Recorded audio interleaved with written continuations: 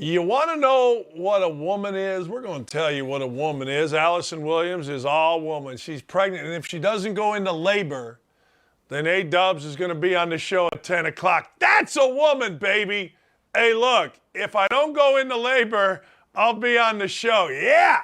See, women are always tougher than men. Always. Always. I didn't say always smarter. Nobody's always smarter. Like sometimes men are smarter, sometimes women are smarter. But in terms of toughness, oh, please. Oh, please. All right, we got the January 6th trial that has everybody up in arms. And I'll be honest, I think there should be a hearing. Hey, you don't get to march into the Capitol. You don't get to do all that stuff without a hearing. I got no problem with it. None, zero, zip, nada. But can we just tell the truth based on evidence, not based on hearsay? All right, so yesterday there was a hearing. And in that hearing, some folks decided we're going to do some talking. That's right. We're going to do some talking. Let's hear some of that talking right now. We got talking. Relayed to him. We got a lot of talk. We're not. You don't have the assets to do it. It's not secure. We're going back to the West Wing.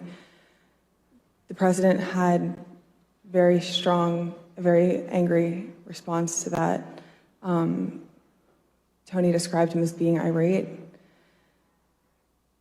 The president said something to the effect of, "I'm the effing president. Take me up to the Capitol now." To which Bobby responded, "Sir, we have to go back to the West Wing." The president reached up towards the front of the vehicle to grab at the steering wheel. Mr. Engel grabbed his arm, said, "Sir, you need to take your hand off the steering wheel. We're going back to the West Wing. We're not going to the Capitol." Mr. Trump then used his free hand to lunge towards Bobby Engel, and when Mr. Renato had recounted this story to me, he had motioned towards his clavicles.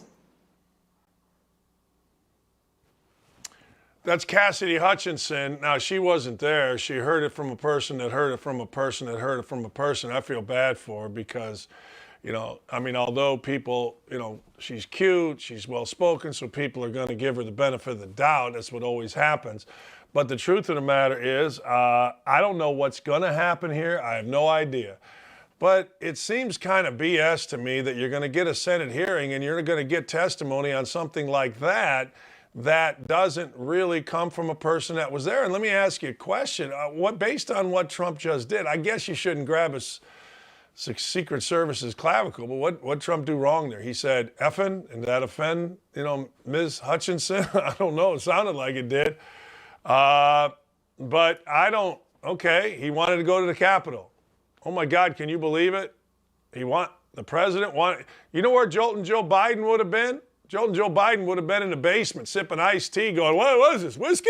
I mean, what are you, crazy? All right, let's look at some of the reaction to some of Cassidy's testimony. Peter Alexander says a source close to the Secret Service tells me both Bobby Engel, the lead agent, and the presidential limousine SUV driver are prepared to testify under oath that neither man was assaulted and that Mr. Trump never lunged for the steering wheel. All right, well, you got to remember, by me saying what I just said, which is what did Trump do wrong, that will start people being crazy. Why? Well, because when they need to, our little Libby friends decide that they are going to be nonviolent, except everything they do is violent. Oh, he grabbed him, violence. Really? Hell, I had one of the little Libbies say that not going in a pool with them was violence. So I don't know what anybody wants to say about that or doesn't want to say about that. But jaw drop, Trump lunged violently at his security detail leader, Bobby Engel, when he told him he couldn't. I'm the effing president. It's amazing how people write this. There's a lady named Carol Leoning. She's an MSNBC. Now, she doesn't put in there that this was third person. No, it's just interesting to me. This is fascinating. Do we have another tweet up there from, Yeah, news source close to the Secret Service tells Pierre T. ABC to expect Secret Service to push back against any allegation of an assault against an agent or President Trump reaching for the steering wheel. I love how we throw assault around. I love anybody that touches anything other than Juwan Howard. Juwan Howard slapped a guy. That's not assault. I get such a kick. I do. I'm sorry. I get a kick out of the whole deal. I get a kick out of how it's assault. Now, Peter Alexander, make sure I get this right, NBC chief White House correspondent. We'll see what happens today. He also said today, Secret Service SPOX, Anthony Giolimi, tells me that the agents in Trump's presidential SUV are available to testify under oath regarding Hutchinson's new allegations. A source close to Peter Alexander says that both men dispute Trump grabbing the steering wheel or assaulting an agent. They did not deny that Trump was irate and demanded to drive to the Capitol, of course. I mean, what are you supposed to do? What do you want, Joe Biden? Get me to Mom's basement. Oh, wait, are you Sally? More from Peter Alexander. Secret Service Spock's Anthony Giolimi tells me the Secret Service has communicated to DHS government, whatever that is, that any and all personnel that the January 6th committee requests are available to testify under oath responding to Hutchinson's new allegations. Now, I'm guessing now Peter Alexander is a liar and everything else, and Ms. Hutchinson is right. But it's just crap. I mean, if you're going to have a Senate hearing and you're going to make a big deal about it, how about you just have people that were there testify? Well, they already did in the background, Dan. Well, the most important word in what these folks are saying, particularly Peter Alexander in these tweets, and he quoted it. This is a quote. New allegations. It's in quotes here. New allegations from Secret Service Spock's Anthony Giolimi. Now, I understand if I get the name wrong, that'll be the part that's attacked. But this is, quote, the Secret Service has communicated to @DHS.gov that any and all personnel that the January 6th committee requests are available to testify under oath responding to Hutchinson's new allegations. See, people are saying, well, you know, Bobby Engel and the rest already testified. Well, these are new allegations. So when you have new allegations, I'll go slow for you guys that listen here in the liberal world. I'll go slow for you. When you have new allegations, and when you are under oath or you're in a committee, have the opportunity, at least in this case, to be discussed and debated. So good for Ms. Hutchinson. She got up there. That has to be scary. I never want to testify in front of a Senate hearing. My wife and I have talked about it all the time. I really don't want to get arrested, and I really don't ever want to have to go in front of a Senate hearing. Although as I get older, I think it both might be fun. So it is a fascinating world that we live in. Ms. Hutchinson is the new star because she got up there, and you could tell that she didn't like saying effing. No, that's the beauty of this show. You can say effing to me. You know, go right ahead. You can say effing to me.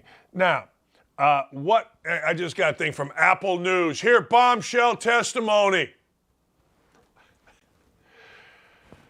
Look, I've said this before, and those of you that are new to the show, you got to understand, I'm a news freak. Always have been, always will be. I mean, when I was a kid, I read the Gary Post-Tribune cover to cover. On Sundays, we got the Gary Post-Tribune, we got the Chicago Sun-Times, and we got the Chicago Tribune, and I read it from pillar to post. And mostly why I read the Gary Post-Tribune was for the sports. But also, I wanted to know where the murders were.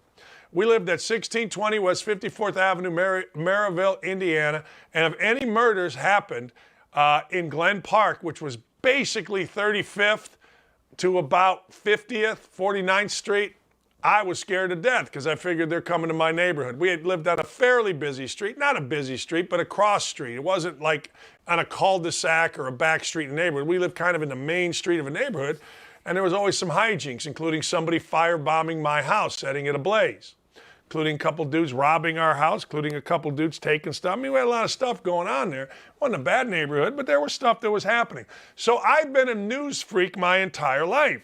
And I'm fascinated by all this. I really am. And I'm saddened that there is literally nowhere that I can go on Twitter or wherever. I don't really watch the news at night, but know where I can go to get something that disputes it. I guess what we'll have to see is if the Bobby Engel and the rest go in front of this committee.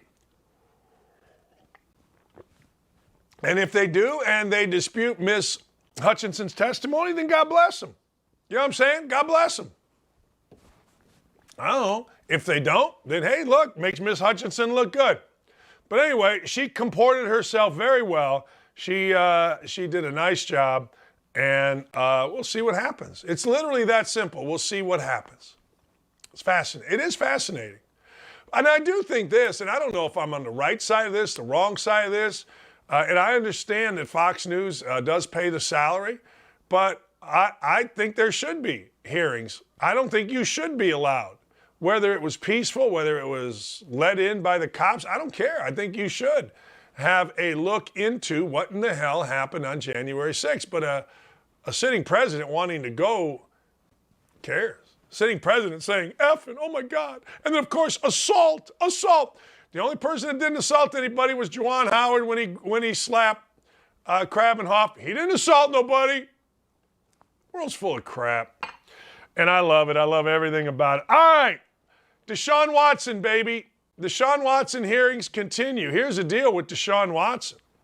Deshaun Watson, we are not going to know Deshaun Watson's fate, at least according to Ian Rappaport on something I watched this morning, for a couple of weeks. Now, here's the deal. Here's what's going on. The NFL is recommending, there's a lady, she's doing all this in Delaware. Delaware is interesting. We got somebody deciding Deshaun Watson's fate, and then, of course, our beloved president is from the great state of Delaware. But here's the deal. So Deshaun Watson is basically trying to get his penalty reduced, at least according to Ian Rappaport.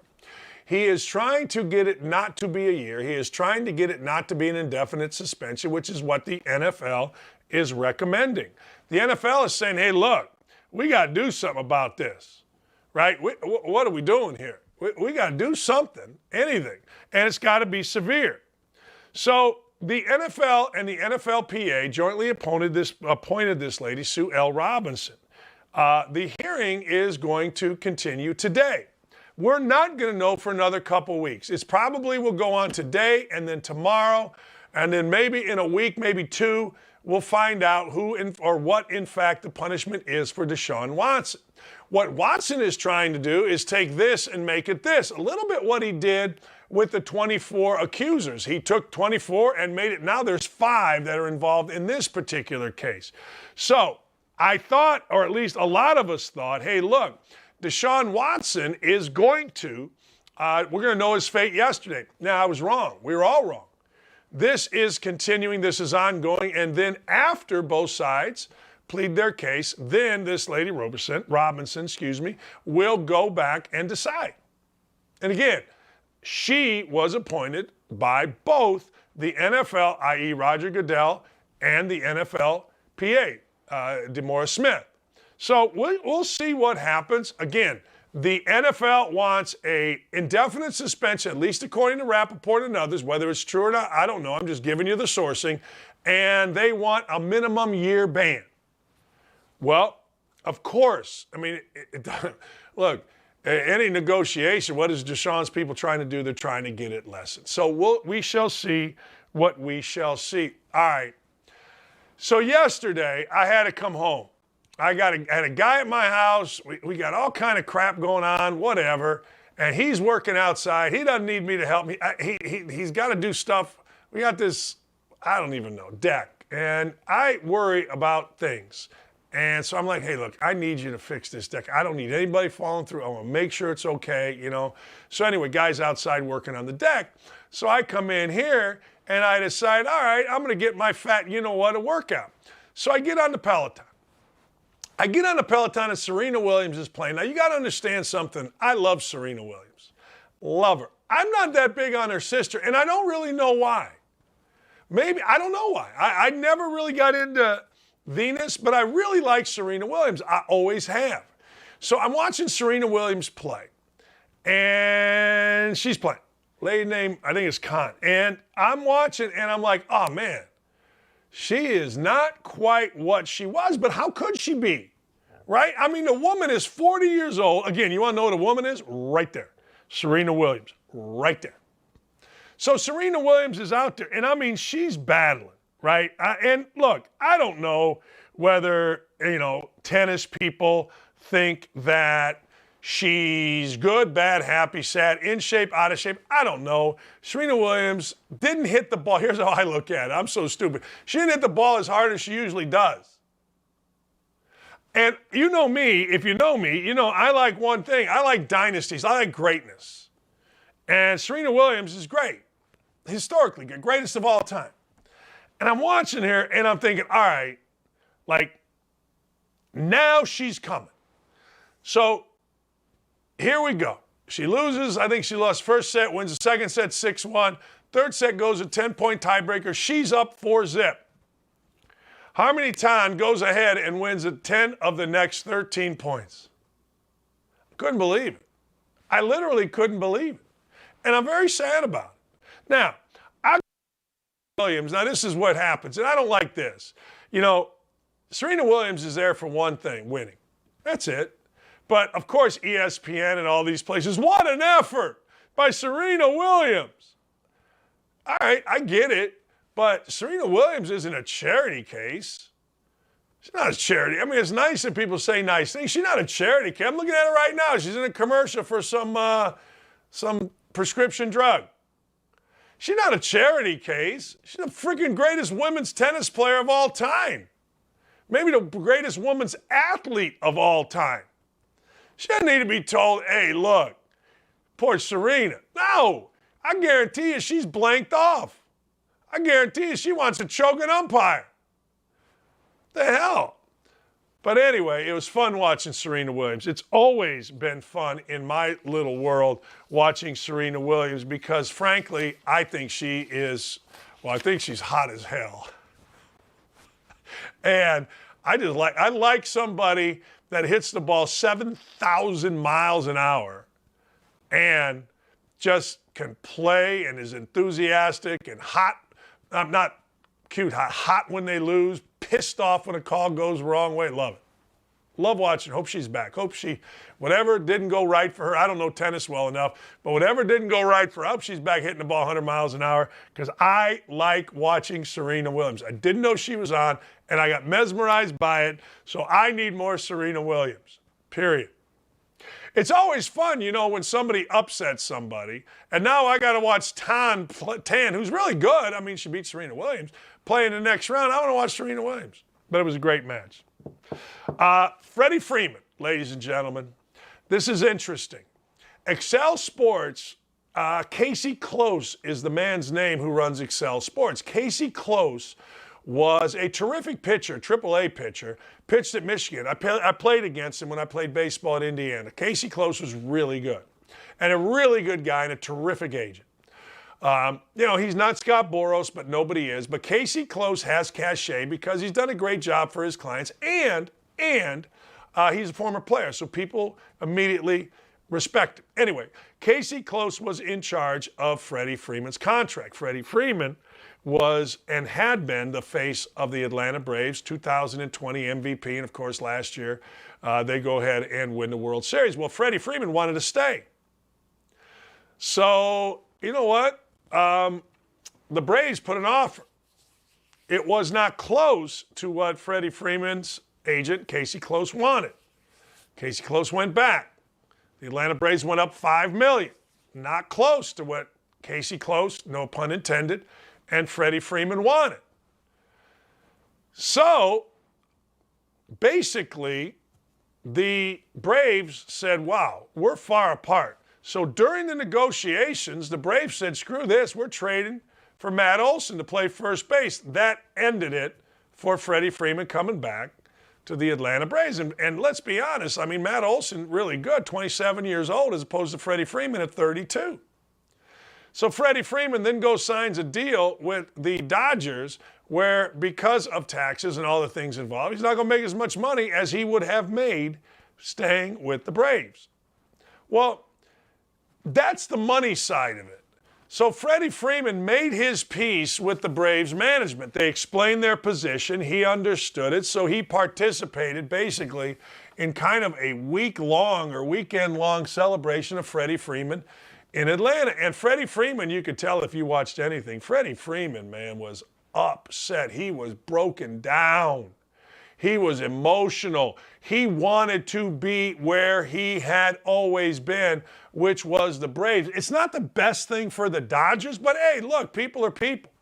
This is the human side of it. Freddie Freeman has confided to ex-teammates, man, this is where I wanted to end my career. This is the team that drafted me. This is the team I came up with. This is the city I love. This is the city, when you're a guy like Freddie Freeman, you do a lot of great things in the city, and now he's in LA. And nobody's going to feel sorry for Freddie Freeman, right? I mean, what the hell? The dude's making hundreds of millions of dollars. This isn't a pity party, but Freddie Freeman did say, screw it. I'm getting rid of XL, I'm getting rid of Casey Close, and I'm on my own now. And that is what folks should do. Look, if you are an honorable person, meaning you're not Hillary Clinton, you're not Joe Biden, you're not Donald Trump, you're an honorable person, all right? That's what you do. You deal honorably. You deal up front. You deal with integrity. And Freddie Freeman felt like, hey, look, this was not done in the manner with which I like to deal, and this was not done for my benefit. And frankly, I mean, let's be honest, what's an agent for? I mean, you tell me. What's an agent for if not to do what's best for his clients? Now, agents are like every other person. They screw things up too. I'm sure they never, Casey Close, never thought that they would go out in the middle of negotiations and trade for another first baseman over Freddie Freeman. Are you cray-cray? Yeah, I said cray-cray. Yeah, cray-cray. Don't turn the channel off because I said cray-cray. Look, I'm not mad at you if you do, but I did say cray-cray. So anyway, why is this a big deal? I'm not really sure. You know, I don't know that it's really that big a deal, but I do know this. It, to me, shows that Freddie Freeman is a guy that I'm going to root for. That's what I'm going to do. I didn't really care about Freddie Freeman. Really. I think I saw a special on him, so I liked him. I didn't care about him. I didn't really give a rat's. You know what I mean. But now I do. So good for Freddie Freeman. Bad for Casey Close. Casey Close will be fine. He'll get better. Excel will be fine. Embarrassing right now. But hey, I just hope Freddie Freeman doesn't go with Boros. I hope Freddie Freeman blazes his own trail. If he goes with Boros, great. That's not a knock against Scott Boros. It's just the way I think about things. Go blaze your own trail. Speaking of blazing your own trail, the New York Knicks on draft night moved everything around. They moved stuff around to the point where ESPN was losing their mind. Everybody losing their mind on the Knicks. Okay. Well, all accounts, if you believe all accounts, are that Leon Rose and the folks in the front office with the Knicks view this guy right here, Jalen Brunson, as a savior of sorts. Now remember, the Knicks have had saviors. Derrick Rose wasn't necessarily a savior, but when he came over, they were hoping he might be. Obviously, Carmelo Anthony's a savior. They thought Julius Randle. Hell, Jeremy Lin was a savior for 10 minutes in New York. It's the most overrated, ridiculous place to play NBA basketball, and I'll tell you why. Number one, it's a pain in the ass to live there. I'll tell you. Westchester's up here, where the practice facility is. Madison Square Garden's down here. You know what's in between? Couple hours of traffic on certain nights. So you're living up here. You got to get into here. Pain. Now, Chicago, Michael Jordan lived up here, and he got to Chicago Stadium, but it was all highway. It was legitimately all highway. You don't have to. You didn't have to go through Fifth Avenue or Broadway or all that. All you did was get off the highway right there and you go right to the stadium. On the way in, smoke a big cigar, put a pot of coffee on, drink coffee, go whip some ass, get back in his car, give his shoes to the neighborhood kids, and back home. It ain't like that in New York. All right. Second thing are the taxes. The taxes are insane. Fun to be in New York, particularly for a guy, how old is he, 26? 25 years old? Oh, hell yeah. You want to be the Knicks player? New York City. Great. But is Jalen Brunson really that good? Really that good? You know, he played against the Warriors, had a couple good games. Let's see. He had 31. But then in the last 3 games, 20, 15, and 10 in the clincher. Now, I think Jalen Brunson's a winner. I'd take Jalen Brunson on my team today, tomorrow, and the next day. But the great Brad Stevens said this to me. He said, Dan, in the NBA, there are about 20, maybe 15 to 20 superstars that can carry a team. The rest are role players. So if you're moving all this money around to Jalen Brunson, God bless you. Let me go through Jalen Brunson's numbers. Jalen Brunson is a good player. Jalen Brunson, again, I'm not trying to besmirch Jalen Brunson. He averaged 16 points a game this year. That's pretty good. I would have loved to have averaged 16 points a game. Jalen Brunson plays 79 games. He has not really been all that durable. 68, 79, 68, 57, and 73. That's fine. He's good enough. All right? He has increased his scoring average from 9 points as a rookie, went down a little bit to 8 the next year, and then 12.6 and then 16 last year. Maybe he's a 20-point-a-game scorer, but is he really the savior of a franchise? Is he really the guy that you're going to move everything around?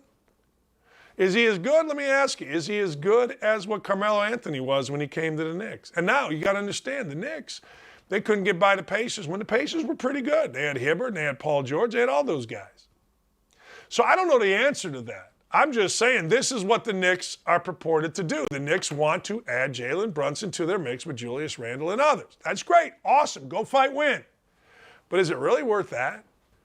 Would you really rather have Jalen Brunson than some of these young, talented guys that were in the draft? I don't know. My answer would be yes, I would rather have him, but no, and I'll get into this in a little bit, I'm not going to be an idiot and give zillions and zillions, 47 million or whatever some of these guys are getting for this guy to run my franchise. I'm not doing it. Not happening. Ain't happening. Oh, hell no. It ain't happening. No. But anyway, that's the Knicks, and I feel like this will be my one time all year talking about the Knicks. What the hell? It is in June. You will not hear Summer League updates on R.J. Barrett from me or anything else. You just won't. Ain't happening. And I just looked on Twitter, and our guys, Dylan and everybody, said the media has found another topic to run into the ground. Man, is that right? Hey, I didn't turn on ESPN today, although I did, and there was tennis on, which I love. But let me ask you a question. Is Mike McCarthy being fired again today? Is Aaron Rodgers a bad guy? Will the Cowboys win a game this year? What's LeBron up to? And is Brett Favre showing wee-wee pictures? I don't know. I don't know. But that's pretty much what we have going on. So there you go. All right. When we come back, I got a couple things. I got some sack ups. Come on. Sack up, people. Like, I wanted to name the show Sack Up, and they thought that that was a little bit too risque. But I got some sack ups for you when we come back. Keep it right here. Tell your friends. Let's go.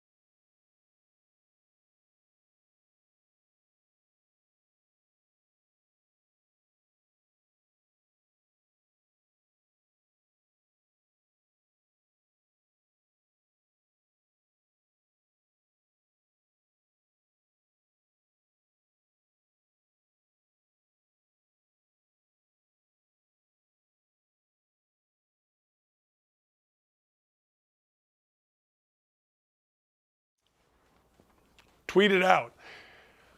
Please. Dan Dockage here. Welcome back. Sack Up was the name of our show when I originated it, when we were standing in the bar where Outkick 360 is a great spot. Hey, Dylan, if you can hear me, can you put in my ear the name of the bar that Outkick 360 does the show from? I love that thing. It's one of the greatest bars ever. Anyway, we're standing there, and I suggested Sack Up. They said, we can't really do that. I'm like, all right, we won't do it then. So, I have a segment. It is called Sack Up, baby! First, NBA teams, sack the hell up and take your teams back. Look, I understand that there is all kinds of things going on. I do. I understand that because of the rules, you got to spend so much money. But it's a bad look for the NBA. I'm telling you, in this economy, I'm not saying, and it's no, don't tell me white guys and black guys don't like it, because everybody talked to me yesterday about what in the hell is going on with the NBA and these monster deals. And it's not Sack Up, it's What the Hell Wednesday. So I screwed it up, Dylan. Uh-oh, wait a second, Dylan. Sack Up comes later. Hold on. What the Hell Wednesday? Even better. That's why live TV is the best. All right, Dylan, What the Hell Wednesday in Milwaukee. Can you believe this? In Milwaukee. The police are going to give you $50 if your car gets stolen. What? They're going to drop 50 large on you. If somebody says, hey, look, I walk into the police station and say, hey, my car got stolen. Do what now? Say what? Yeah, my car got stolen. So the police are going to say, hey, look, here's a $50 gift card. The Milwaukee Police Department and Safe Auto Group are teaming up to give a $50 gift card to people who have their cars stolen. Is that amazing? Seriously, it's really kind of fun. I've never heard of that before. I don't know if you have, Dylan or Ryan or any of you guys. I've never heard that before in my aching life. Never, not one time. Hey, man, you got your car stolen? Yeah, here's 50 large. Oh, okay. Sounds good. You've heard of that? I've never heard of that. All right, what else we got here? Russell Westbrook gets $47 million. $47 million. Ain't my money, so I really don't care. But I am telling you, and I'll talk about this later, I'm telling you, in the NBA, man, people get turned off by that. People get turned off big time by a guy like Russell Westbrook, who I think, now again, I could be dead wrong, and I hope I am. I hope he resurrects his career. But I always thought Russell Westbrook was about one thing and one thing only, Russell Westbrook, and that's hard to win with. I'm not saying a guy shouldn't have ego. Of course you have ego. We all got ego. What are you, crazy? But you got to be, when you're on a team, you got to be about your team. You got to do one of these things where you go, hey, look, I want to win. And not that phony I want to win. Man, I'm all about winning. That's who I am. I'm all about that W. Oh, okay. Yeah. Then why are you at the club? Why aren't you in the gym? See, that's how I look at things. And I look at things wrong. I always look at things wrong. Like, if you're not busting it really hard, then I'm like, yeah, you really don't care. Yeah, don't tell me you want to win. I don't want to hear about how much you want to win. Yeah, I don't want to hear. I want to see how much you want to win. I want your ass going. Like, Miles Bridges is going to get a max deal, and he's out there going to be a rap guy, which is cool. Be a rap guy. What do I care? It don't matter to me. Everybody should be a rap guy. Hell, my stepson's a rap guy, and I hope he makes zillions because I want to stand on stage and at a rap concert. That's right. But Russell Westbrook getting $47 million is offensive to me. Like, at some point, you got to be able to score. At some point, you got to be able to win. At some point, not score, you got to be able to shoot a jump shot. What do they call him, Westbrook? And Westbrook's little wifey got mad. Yay, I'm mad at you, Skip Bayless. I'm so mad. Okay, well, make shots. We're in a new media here, but the new media isn't Draymond Green. The new media is guys that never played, could never play, like Bayless and Stephen A. Smith, couldn't play dead. All of a sudden standing there criticizing NBA players like those guys could play. Hey, look, Charles and Shaq and Kenny want to criticize. I'm down with that. I'm big down with that. But Bayless and Stephen A. Smith couldn't play basketball. What is the saying? He doesn't know if a basketball is stuffed or blown up, but yet he's sitting there criticizing NBA players. Couldn't even play it like Winston-Salem or something like that. I don't know. And Bayless, Jalen Rose took care of that act a few years ago. But anyway, I digress. We're in a new medium. And Westbrook, while probably mean-spirited, is pretty funny. And Russell Westbrook's never done what great players do. I say this all the time. Great players get better and better and better and better and better. He hasn't done it. So I'm not giving him $47 million. This was really odd. Like, only a few of us that, I don't know, delve into the greatness of coaching have ever been rehired at a place. When I left Bowling Green in 2002, I went to West Virginia. All right? I went to West Virginia as the head coach. They were doing all kind of stupid stuff. They were men of no integrity. So I left after about 8 days. Uh-oh, someone's outside my house. That's weird. Anyway, they were, someone's on my back porch. If there's a robbery, this would be great on TV, right? What the hell is going on here? Hey! Oh, it's just, oh, what he's doing. Oh, it's the guy who was here yesterday. That was very weird. My wife didn't tell me the dude was coming back. Anyway, I didn't need to get, shot here on TV. Look at my dog's going nuts. Yeah, Lula. That's why you watch this show. Live TV's the best. Yeah, there was a dude right outside the door right there, and turns out he was a guy that was doing something at the house yesterday.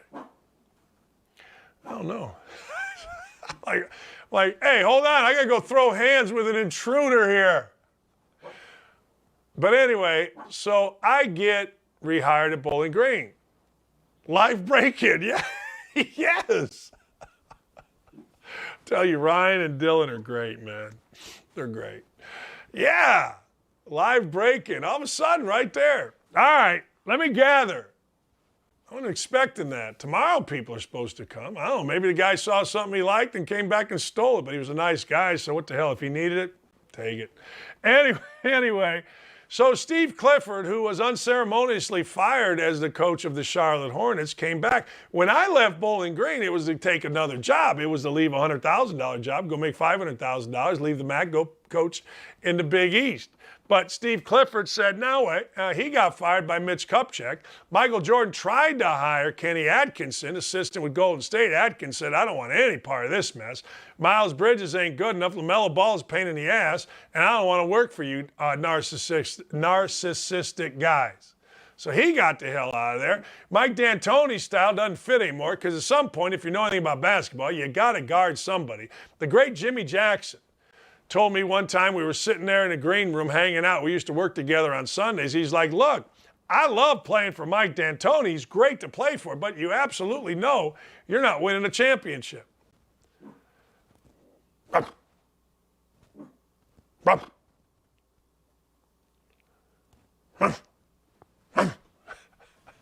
So anyway, this guy, Jordan, ends up with a retread, Steve Clifford. Now, you got to understand, Steve Clifford is one of the most respected guys. He's like the Gus Bradley of basketball. Gus Bradley, who's now the defensive coordinator of the Colts, is like this Zen guru guy, right, in the NFL. Except when he was a head coach and he went like 2 in a million. But that's all right. So Steve Clifford comes back. It wasn't what the hell. Like there's 8 bazillion guys. There is. There's 8 bazillion guys out there, and Steve Clifford is what now? He's rehired? Good for him, man. Doesn't happen very often. Only the great bald guys in this world, me and him, get rehired. Billy Donovan did it too in Florida. So anyway, Wimbledon, listen to this story. Wimbledon tried to replace the ball boys and girls with dogs. The only problem was the dogs would not drop the ball. Now, let me explain how stupid this is. If you really want to know what the hell, think about this. So your dog, my dog Lula decides, hey, come here. I'm going to throw a ball. All right? I'm going to throw the ball. You're going to retrieve the ball. And even if they decide to give me the ball without incident, the ball's all soggy and wet. I mean, you throw a ball to your dog. This happened at the Wilton Tennis Club. Dogs were tested for speed and agility. They included running up and down the court and high jumping over the net. They wanted to replace the kids with dogs.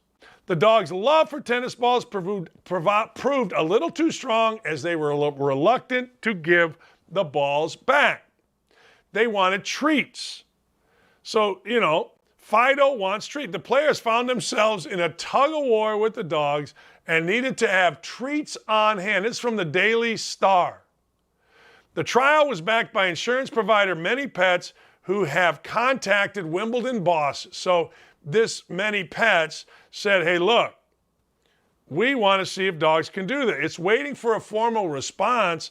The company right now it's not out of the woods, but they're waiting for a formal response. They want to know, hey, what's going to happen? I would watch. Wimbledon's gone to the dogs. Boy, is that Jay Billis or what? Wow. I would watch.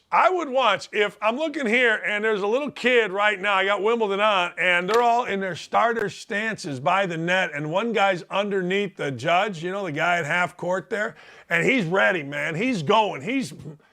What a dog. So now I think, let's just think this through. Dogs got to sit there quietly, not bark. And I know this can all be trained. I'm just going through it for you.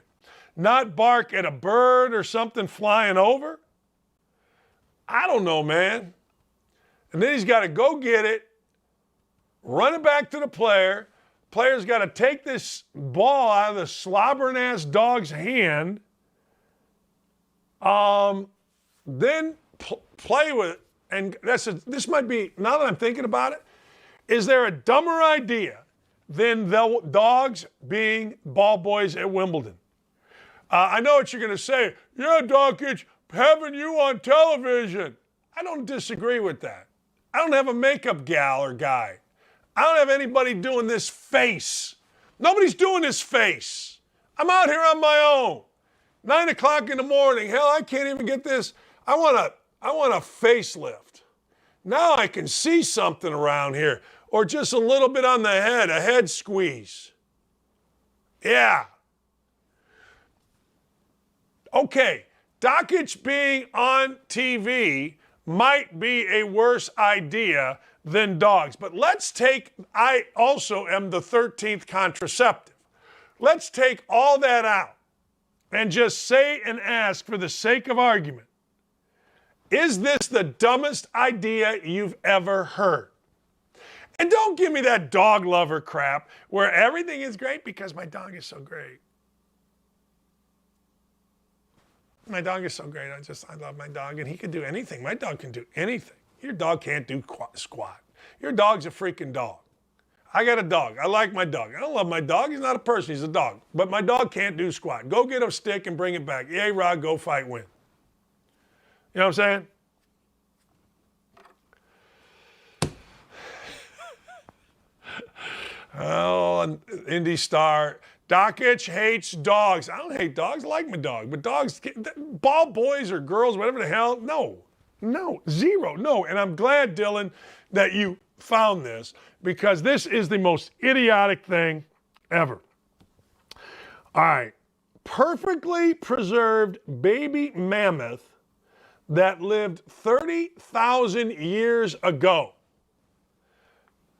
Most complete baby mammoth in North America is found. Female calf that lived 30,000 years ago in the Yukon was frozen in permafrost that kept its skin intact. Are we saying this is true? Do we believe this? I don't know. Look, I don't know. I assume we are. Let's just say that we are. I learned yesterday that the lake that I live on is on top of a city called Germantown. Yeah, that's right. I'm like, all right, what the hell is that? But I never knew that. So I'll believe anything. It's not the same as a baby mammoth, all right? However, if something lived 30,000 years ago, then and its skin is intact, I want a little bit of that. Gimme. Seriously. Gimme. Gimme. Why wouldn't we all want that? Look, I've said this before and I'll say it again. I want it all. I want steroids. I want whatever the hell is going to make me wake up and not feel bad. That's what I want. Anything other than that, I don't care. Well, it's going to make your pee-pee small. Don't care. I want to wake up and be able to walk down the stairs. So if this thing from 30,000 years ago, 30,000, still has its skin intact, surely you can do something about this head here. What's this red thing there? What are all these sunspots? You can't do anything about putting some hair up here? I mean, what are we doing? 30,000 years and the skin's intact? Find it, buy it, mold it, develop it, and help us all out for the love of all things holy. Help a brother out. Perfectly preserved. I don't know. I will listen to any and all things. I'll tell you another what the hell. There's a West Hollywood. Upscale West Hollywood vote 3-2 to defund the sheriff's department, even as crime soars 137%. Savings will be used to fund 30 unarmed security ambassadors and a Russian arts festival. There you go. Let's all listen to Hollywood. Shall we? May we, please? Can we listen to Hollywood? There's some interesting stuff here on the Daily Mail, Dylan, as I'm going through it. It's kind of cool. All right. Yeah. Anyway, we'll see what happens. Today's going to be an interesting day. All right. So you're getting ready to run in a track meet. You're minding your own business. You're on the freaking track. You're getting ready. Stretching. Work. Getting the legs going, loosening up, shaking those legs. You know what I mean? You're just, you're getting ready. You're getting ready, rocking and rolling, and away we go. Okay? All right. All of a sudden, some dude comes up to you and starts wailing on you. I mean, he's whooping that ass. Oh, I'm not supposed to swear. That's what happened to this guy, Winfried Hoplo. He's minding his own business. He's going to race in the French 400. He's sitting there, I don't know, preparing for his race, doing whatever he does, when an assailant came on the track, think about this, and started punching him in the face on the warm-up track. So what does this guy do, Wilfred? You know what he does? He wins the damn 400 with an eye patch. That's right. That's right. If you're having questions about what a man is, Wilfred. I don't want to dwell on it, he said. We'll leave it to the competent people to talk about the race. We worked a lot. We redid the music, and that's it. The feelings were good. I'm glad I did this time. Physically, I'm fine.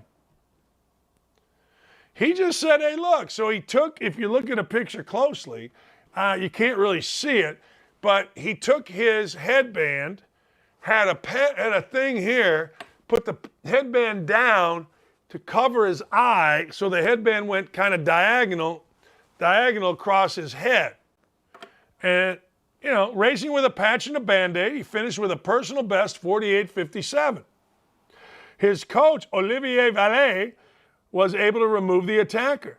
The guy came out of nowhere, asked if it was really him. Wilfred Hip-Hopio threw himself on him. The guy was arrested. Wilfred's fine. I'm speechless. Vallet said, it's a mess. Sheer aggressive. It was outrageous. There are savage methods. Yeah. So now this dude qualifies for the World Championships, which begin next month. And back in, I guess, 2021, were the Olympics in 21? I guess they were. He reached the Olympic semifinal. But kudos, man. Hey, look, you know, I don't know why this isn't a bigger story. Like, this should be a story. I don't know. I haven't watched SportsCenter today, or I don't really watch, but, you know, any day because I got Wimbledon on. But why isn't this a bigger story? This should be a massive story. This should be something where people are like, look, what are we doing, French? The French. The French. Protect your runners, French. Next thing you know, we're not protecting our runners. Next thing you know, people are coming on, beating the crap out of guys, and then running away. No. No, no, no, no, no, no, no, no, no. Nay, nay. Here's a tweet. Dan just repeats whatever Clay Travis says. Yep, I do. I haven't talked to Clay in a while other than on our show, but hey, I'm in for whatever. But anyway, that's a hell of a what the hell. And by the way, kudos, Ryan. Kudos, Dylan. I like the new, it's kind of a Carolina what the hell. You know what I'm saying? It's a bit of a, it's kind of a, hey, look, we got North Carolina, kind of that powder blue North Carolina stuff. You know what I mean? I ain't mad at it. I think it looks pretty damn good. I do. So there you go. How about this? Last thing before I let you go. Guy is out in the middle of the water. Houseboat sinks. He's got no houseboat. He's by himself. And guess what's around the water? You know what's around the water. Sharks. That's right. Sharks. So this dude lost everything. His boat abandoned him. He swam through shark-infested waters, and he made it back home, and there is a GoFundMe. Now, this guy was forced to swim 10 miles through shark-infested water after falling overboard of the boat that housed all his life possessions. John Deere is this guy's name. He legitimately, I mean, look, if I'm on a houseboat by myself, I don't want to get close to the edge because I don't want to fall over. But listen to this. It left this guy Deere floating in shark-infested waters. He survived it with a 10-mile swim. His boat capsized. It sailed away from him, and everything the dude owned was on it. All right, so let's help him out, right? There's a GoFundMe for this guy. Go to GoFundMe.com. Look up John Deere, D-E-E-R, D-E-E-R, not D-E-E-R-E, like John Deere tractors. This is like, you know, deer you shoot, when it eats all your hostas and everybody gets mad. So John Deere is an Australian, and it says the bloke swam through 10 miles. Could you swim 10 miles right now? The only answer to that is only if I had to, only if I was in shark-infested waters, and only if I'd have lost everything and I was going to die if I didn't. But I still don't think that I could. I don't think that I could. I got a little pool out back. It's 7 strokes from end to end. I do it 20 times, and you'd think that I just swam the English Channel. So I don't know. I don't think that I could. But, you know, at the end of the day, yeah. If I'm in shark-infested water, here's another hint. Don't have all your life possessions on your boat. Keep a little something, something. If you everything you own is on this boat, or everything that you live on the boat, keep a little safe deposit box at the bank. Put in the passport, a little bit of cash, maybe a couple deeds, maybe some car titles. I don't even know if you have a car. But let's not keep everything on a boat, or in fact, let's not keep everything in the house unless you got a nice safe. I mean, I'm just saying. I'm not saying I'm right. I'm just saying, just trying to give you an opinion. So, all right, a couple of other things before I let you go. And we get Allison Williams in here. I will be on Twitter later on this afternoon because I am anxious. I don't know when these hearings start up again because, frankly, it's the middle of the summer and there's no shot. And it stays light here in Indy till like 10 o'clock. And I got two of my best friends coming to play golf today. So I'm not going to be even close to a TV until like 10 o'clock, maybe 11 at night.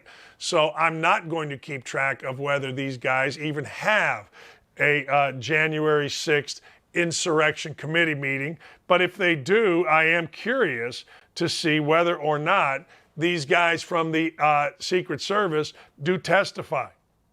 And I do. I honestly do. And there are some funny things.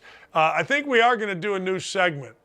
I think we're going to do the new segment that Dylan just proposed. Is this real or is this not? A lot of people are thinking that this Hutchinson lady is really Jesse Smollett. I don't think that. I don't think that. So, no. I don't think Juicy or Jesse or whatever the hell the guy's name is, Smollett, is, no. No. Allison Williams, you want to know what a real woman is?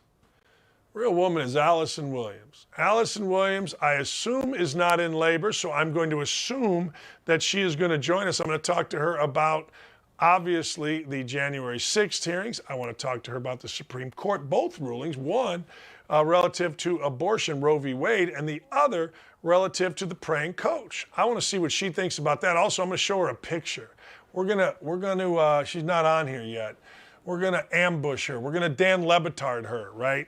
We're going to ambush her with a picture and see what she thinks. So there you go.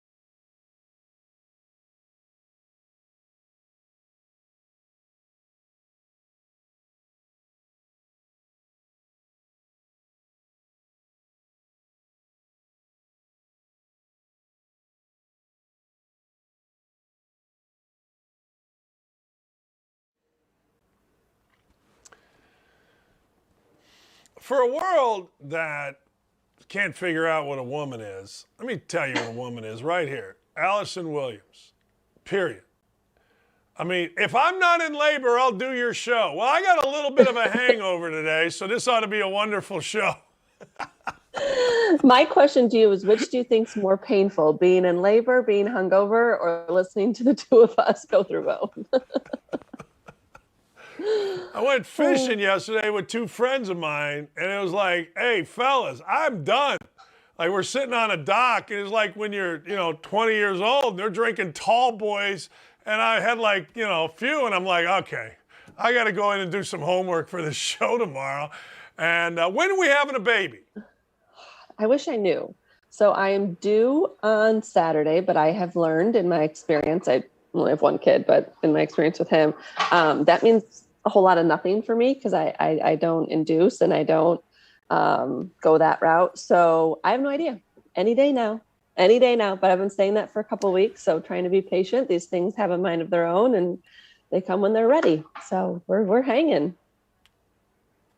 Barbecue chicken pizza popped Andrew Dockich right out of there. I love how everybody has the different recipes and tricks, and I'm doing it all though. I started acupuncture a few weeks ago. Apparently there's like a spicy pizza out here that I need to go get. I may go the spicy margarita route. I'm scheduling some reflexology, all the stuff. I'll try it all, the labor cookies. I appreciate that most of it has to do with things you eat, which is great for a pregnant person. So whatever the trick is, shoot it my way. I'll give it a try. Probably won't work, but they do come out eventually. I mean, you're so right, though. Everybody does. Everybody's got their own thing. All right, you ready? I'm going to show you a picture. All right? Okay. I'm going to show you a picture from this week, and I want your reaction as a woman that is waiting patiently to give birth. Dylan, can we put this picture up? I think, I'm not, all right. What do you think of this picture? As a mother. It's disturbing. Yeah, it's really disturbing. And I saw that, and my question is, if not yet a human, then what is it? What is growing inside your tummy that you feel daily, that you connect with in so many different levels, some that are hard to explain if you've never been pregnant. It's a spiritual journey. It's a physical one. It's a difficult one, but it's a spiritual journey as well.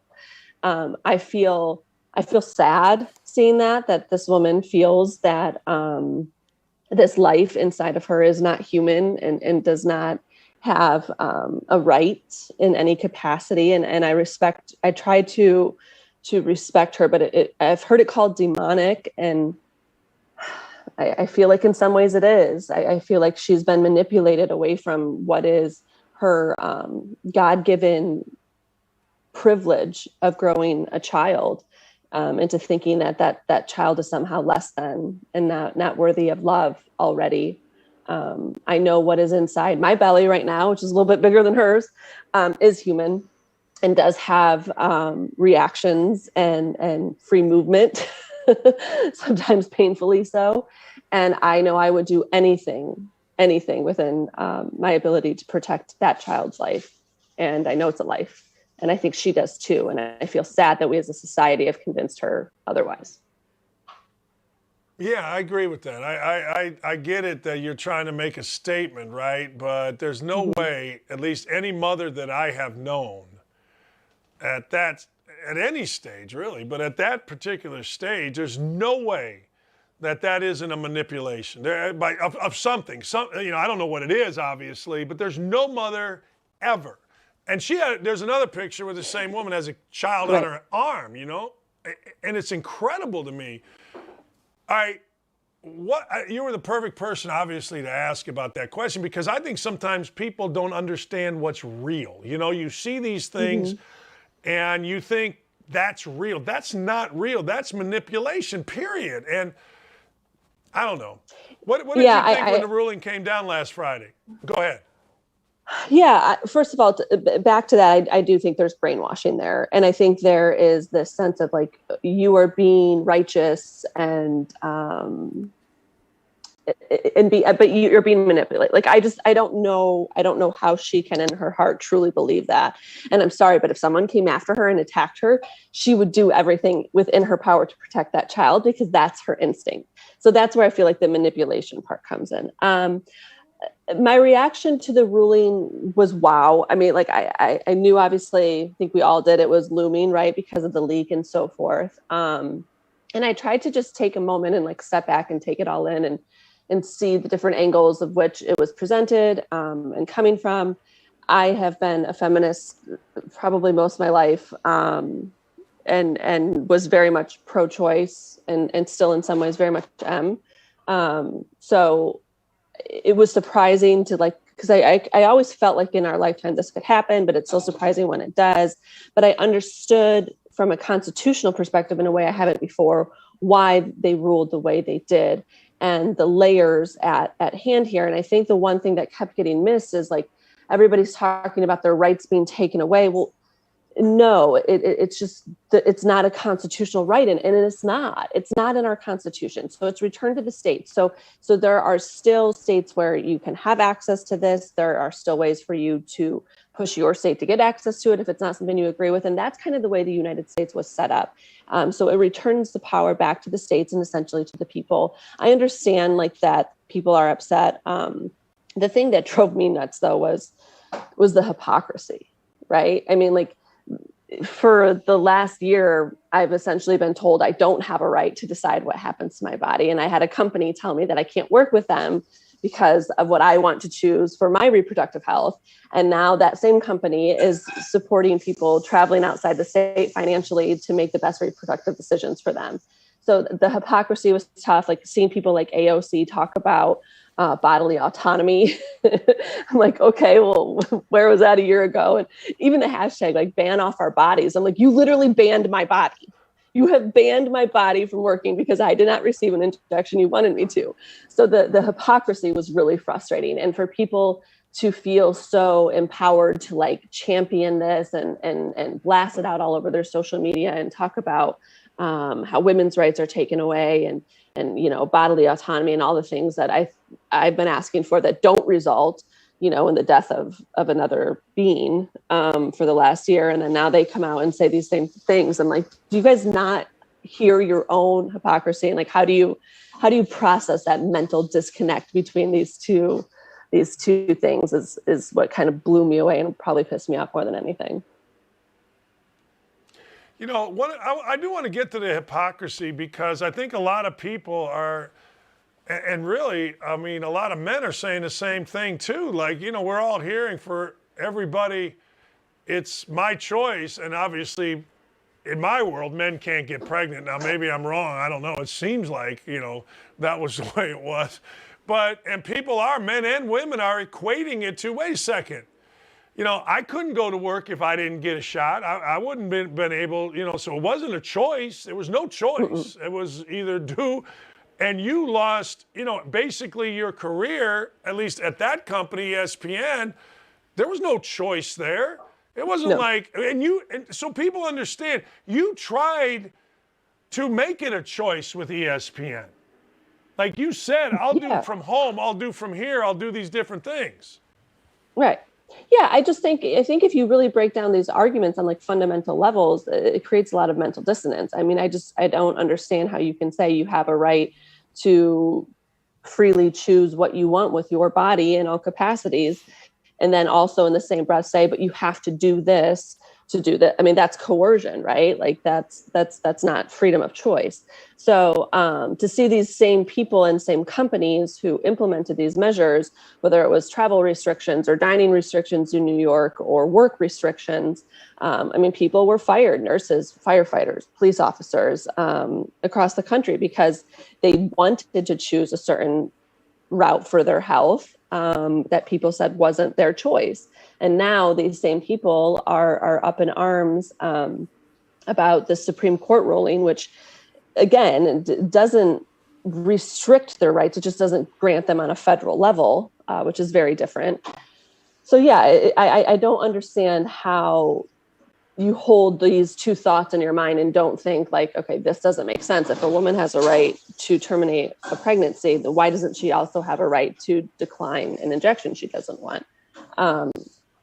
It's got to create some sort of mental dissonance for people. But that's what's been really frustrating for me. And the way that like anyone who wants to speak out on any platform, I mean, even, like in coverage on sports shows, they're talking about this and they're that's great. Like, go for it. But if you want to have that conversation, let's just acknowledge that like what you're also representing is in direct conflict to that belief.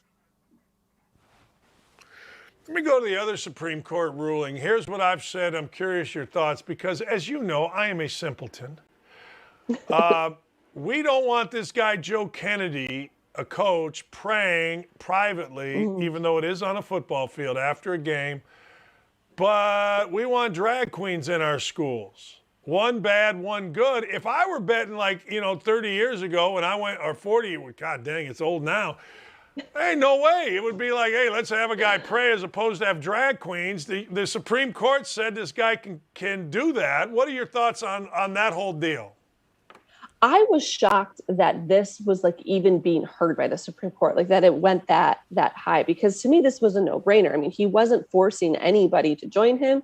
He wasn't putting his religion on any of his players. He wasn't trying to, favoritism towards people that joined him. This was just his expression of his freedom. And it was at the 50-yard line and so forth. He did a great interview with Megyn Kelly, and I just found it fascinating. I was like, why is this even an issue? So I was not surprised that he won, and I was glad to see the Supreme Court rule the way that they did. So that to me was a huge win, because we've gotten to this point where it's like certain values and beliefs are okay being thrown and thrust in our face, but other ones aren't. And we know which way each one goes and which is acceptable and which is not. And that's concerning to me. And the whole, you bring up the whole drag queen thing. So can I first of all say, I'm a big fan of drag shows. I think they're awesome. They're really fun. My bachelorette party, we went to one down in Key West. It was a blast. I would not be caught dead at one with an underage person. There's a reason why they're 21 and up. They're sexually provocative. They're inappropriate. It doesn't mean drag queens are evil people that we should fear and are trying to pollute everybody. It just is inappropriate for a child. It's inappropriate at a family-friendly function. And my question is this, what is the benefit of bringing your child to a drag show? What does your child gain? Don't you think your child would rather go to the amusement park or the children's museum? Isn't that where we're supposed to take kids for entertainment? What do you gain from taking your child to a drag show? So that to me is highly sexualized and inappropriate for a child. That does not mean I think drag queens are horrible, evil, polluting beings. I don't believe that at all. I think they have a time and a place. And I think there are things that are adult appropriate and things that are kid appropriate. And we need to be able to identify them appropriately. So I don't think a school or a library or something that's an 18 and under event is appropriate for that. Sorry. I don't know why that's such a evil way to think. I agree with you. I said earlier, I think it was Monday on the show, I was shocked the Supreme Court heard the case. People think that, I'm taking this to the Supreme Court, and every case gets heard by the Supreme Court. Supreme Court is this, and they funnel it down to about, right. The cases they actually hear, right? So I was surprised by that. The other thing about the whole drag queen issue, I had a guy, well, I guess it's not a drag queen issue, but I had a guy tell me this. I'm sure you've seen in Seattle, Toronto, other places, actually it happened here in Indy, during the Pride Parade, dudes are driving around on bicycles naked. Mm-hmm. And I asked the question, I go, all right, what's the purpose of that? A couple people on Twitter tried to tell me it was teaching young children anatomy.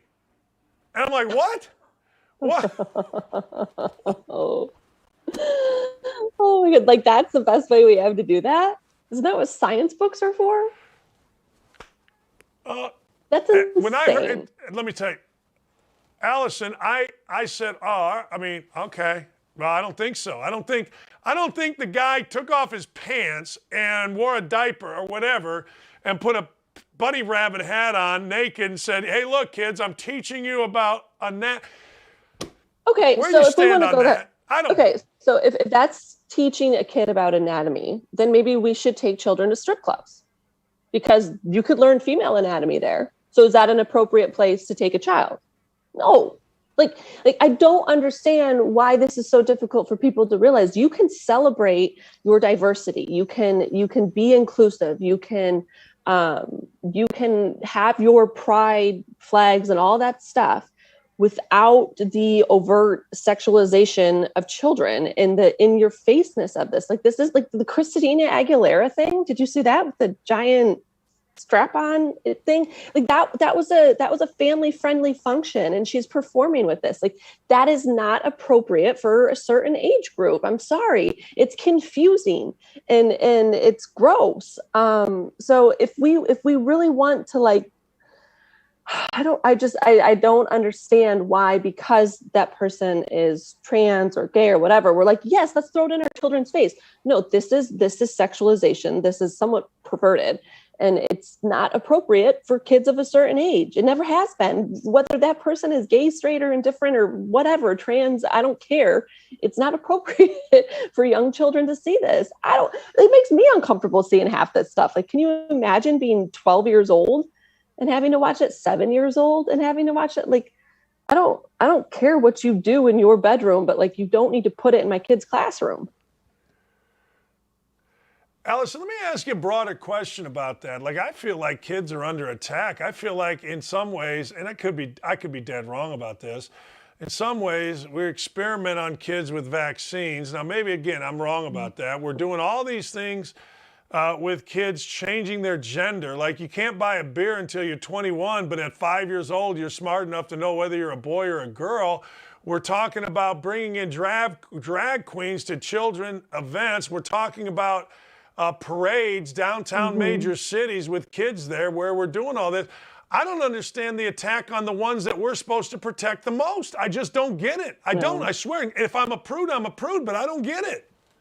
No, I don't either. And there's a reason why we have laws that prevent minors from doing things that have long-term and life-altering consequences. I mean, you can't get a tattoo, when you're 12 without your parents' permission. But yet they want them to be able to have access without telling their parents to life-altering, gender changing drugs and puberty blockers and all that. And the research just isn't there for the long-term consequences of these things. And I think that's what's really scary. I try to, again, like, come from a place of inclusion and realize that maybe some of these kids are really struggling, but to automatically, and I think I think you're right. It feels like there's an attack on children, but it feels like there is a push to disconnect the child from the family. Like, there's an attack on family. There's an attack on parents. This notion that, like, teachers and counselors know better than parents is very disturbing. And if you read accounts of kids that have dealt with this and struggled with, what they think is gender identity at a young age and in middle school and so forth, and then come out on the other end, it's terrifying, because there is a pressure right now, it seems like, to, oh, you're upset and you're confused and you're unhappy. Well, maybe you're trans, or maybe you're gay, or maybe you're this or that. And there's that, like, whole social contagion issue. And there are people that have regrets following this, and there are long-term consequences of the medications being pushed and the therapies being pushed. I don't know that it is in the best interest of these children to deny that they are not fully capable of rationalizing, like, the gravity of what they're saying and their choices. It's just so sad to me right now what's going on, and I really think it's time for parents. I mean, they got to start fighting for their kids. You've got vaccine consent laws that are changing, and I think they won the case in DC, but they're trying to change them in California, where you lower the age of consent to 12, and then they don't have to tell their parents. So there's not even that, like, that they can consent, but then parents don't have to be notified that this child has received this injection. What if there's side effects and you have no idea why, because you don't know your kid got this at school? So this whole kind of war that's raging right now between the government and schools and parents is really alarming to me. and it's happening on multiple fronts. But I'm with you. And look, maybe, I don't know, maybe I'd feel differently. But as a parent, it just doesn't make sense to me. Like, I know what's best for my kid. I'm sorry. A teacher's never going to love them like a mom. Like, I know you have your best interest and so forth, but a parent, and I understand there are parents that are not always in the best position to help their children. And I feel for that, but 9 times out of 10, the parents need to be involved, and the parents need to stand up and fight for their rights as parents. Well, do you think, all right, this may be nuts, all right, but I think parents try so hard to be cool. Like, hey, I'm the cool mom or dad. I'm going to take you to the drag show, or I'm going to take you to this. And, like, you know me well enough to know I got no shot at being cool. Like, there ain't no shot. Like, I could go to whatever the cool thing is, and I'd be the dorky guy. But I think parents are trying so hard to be cool. Like, look what I did with my and hip and progressive and all the other things that I think, again, we've just lost. Hey, man, I'm the freaking parent here. I got to protect something. Right. I mean, I think that's happened a lot. And I think there's this sense, too, of like, you don't want to be out of touch, and you don't want to be the one that like doesn't understand. Like think about how we look back on some of the things, maybe our grandparents did, and how, culturally or socially out of line they were with how we think today. And we don't want to be those people, right? Like, we want to be like, okay, no, we're doing what's right. We're supporting our kids, and you want your kid to be happy. I mean, I think that's what drives a lot of it too, right? Like, yeah, you want to be cool, but you want your kid to be happy. And I think if you see your kid struggling and you don't know how to help them, then that plays into it. But I don't know. At some point, you've got to just kind of reassess and say, like, these are the values that we care about. This is what is important to me as a parent, and kind of too bad. And like, when you're 18, what happened? Like, when you're 18 and out of this house, then you can make those decisions. I don't know. What's going on with the show? Where are we at? What are we doing? Oh my gosh. Okay. So we've got a series of our interviews shot, and we're actually going to launch like in a couple weeks, I think. So I'm excited, like anytime. I think we'll probably have the first one drop middle to end of July. So we're getting closer, which is good. And it'll be nice to have that out there finally. How many late than never, I guess. Do you have already done? 4. We've done 4. We'll probably do 2 to 3 more. And it's a lot of people who have, I think, been misrepresented or not given a fair shake at like telling their story. So that's kind of what I wanted to focus on, was people who've been cast in a certain light and represented a certain way, kind of having a long form opportunity to explain their thinking and why they did what they did and why they take the stand they stand. And some of them have done it at like a great personal sacrifice. So it's people that I definitely connect with, and I feel honored to kind of be a small part of sharing what their mission has become. Baby time. It's baby time. Let's go. Hope so, man. Let's go. It's time. I know she's ready. Like, it's gotta, oh my gosh. I'm like, you don't have any more room in there. I told my husband, I'm like, I feel like I have a kangaroo inside that is just constantly kicking and pushing. I mean, like, look at this thing. Like, this, she gotta get out. She's big. She's ready. I'm like, come on. It's really fun out here. This world is going to shit and everything's crazy. But trust me, come on out. Mama will take care of you. Barbecue chicken pizza. Barbecue chicken pizza solves all baby ills. Thanks, Allison. Let me know, will you, please? I will, of course. Thanks, Double D. Love that woman. Love Allison Williams. Hey, on the Outkick, on our chat room, I'm scared. Allison and I are scared. Hey, look, I will be scared. You call me whatever you want, baby. You call me anything. Let's go to the Outkick chat and look at these guys. You frame the conversation. Let's see. Ryan says, you're framing the whole argument off some random parents who you say took their kids to a drag show and somehow that impacts your parenting. Yeah, I don't know what you're talking about. I just think if you take your kid to a drag show, you're an idiot. So, Ryan, you do whatever you want. You couch it however you want. You also said drag queens are in school when Fox News wrote the article saying the politician who mentioned that as a joke made a joke. No, all you got to do is pay attention, man. Ryan, I'm sorry, man, but if you are into 5, 7, 9-year-olds being abused, Ryan, God bless you, buddy. You do you, baby. You do you. That's right. Look at Ryan. That only happens, Ryan, when you only read the headline. It is amazing here, the level of stupid. Who else is stupid here? Let's see. Oh, ex-Indy cop. They can't say when this is happening, but they can tell you it's happening. Dude, pay attention. Don't you read? Don't go to Libs of TikTok. Look at go to Jasper, Indiana, where they were going to have a drag show, and they said, yeah, no, people said, no, we ain't doing it. I love it. Yeah, 2 parents took their kid. The level of stupid on here is beautiful. Absolutely beautiful. DD is fear-mongering again. No, I'll tell you what I'm doing. I'm going to be a guy that sticks up for kids. For 25 years, 24 years, I ran a basketball camp for kids. Anybody that knows me knows that I'm one of the all-time best with kids. You all, Morgan, and the rest of you want to abuse children, you want to harm children, you go ahead and harm children. Me, Dockets, I ain't doing it, baby. I ain't doing it. Ex-Indy cop. Dan and Allison go to bed scared every night. I ain't scared of nothing, ex-Indy cop, and I'm glad you're an ex-Indy cop, because if you're not smart enough to protect children, if you're not tough enough to protect children, if you don't have the balls to protect children, I got nothing for you. So I'm glad, ex-Indy cop, that you're an ex-Indy cop. Ellen Cashman, I don't want these freaks teaching my kids. That's exactly right. That's exactly right.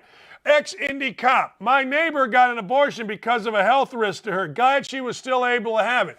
That's 4% of abortions. Good for you. Good for you. I mean, the level of stupid. I can't believe 2 things have absolutely shocked me. The level of people that want to injure kids is amazing to me, like ex-Indy cop. Ryan, you're allowed to be anti-abortion for yourself and your own body. No, you have no idea my background relative to abortion or anything else. I ain't anti-nothing. I'm for saying, hey, look, you want to give it to the states? Good. Dan, he still can't tell me where drag queens in the schools is happening. Go to Libs of TikTok on Twitter. They call out the school district, Nathan. If you're not smart enough to do that, then fine. But if you're too dumb, don't put your stupidity on me. Like, I'll read your guys' stupid stuff because it is absolutely idiotic and uninformed. This is my job. It's always been my job. I read everything. The Libs of TikTok are putting this out there. They're calling out the school districts. In many cases, school districts have had to back up and say, wait a second, this was not sanctioned by the school. So I don't care. I don't want to have these crazy folks teaching my kids, same as I don't want DD teaching my kid. Well, Tanner, I got to tell you, I taught 2 classes at Indiana, got the highest marks in the entire hyper. You're an idiot if you don't want that. Dude is real mad, man, now. Yeah, no, I'm not mad. I'm just talking. I mean, I'm sorry, Nathan. Now, don't deflect. You're an idiot. You don't pay attention to nothing. I'm not mad. This is a normal day for me. This is how I roll. But if you're too stupid, then hang up, go away somewhere else. But don't put your too stupid stuff out here. What is wrong with you? Man, Cincy Born, thank you for bringing us people like her. Yes. And DD wonders why people aren't donating to his charity. Are you out of your mind? We're getting ready to give 500 bikes away. Keep trying, Nathan. Let's go. Do better, baby. You guys are idiots. Have a little bit of surface knowledge, just surface knowledge. So I go to you once a day. All right? I go to you once a day.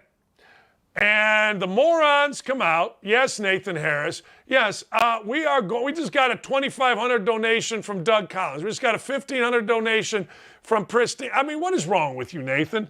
Come on, try another one. This is why Dockich is bald.